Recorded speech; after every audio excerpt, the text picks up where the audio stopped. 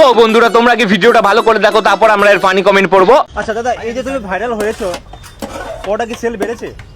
না না তোমার সেল বাড়েনি?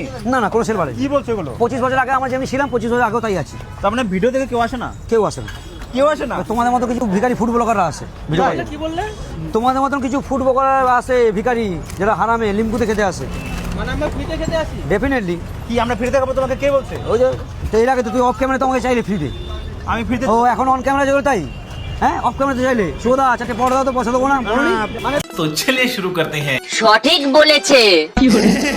মাইরি কি দিল শুভদা, সিরিয়াসলি সেরা বলেছে।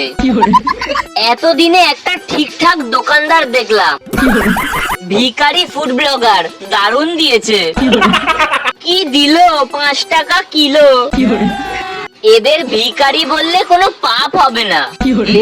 রাজুদার কাছে গিয়ে দেখ।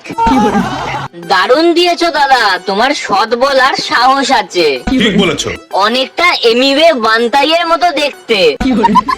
ও কি দিল, ফুড ব্লগারের প্যান্ট খুলে গেল।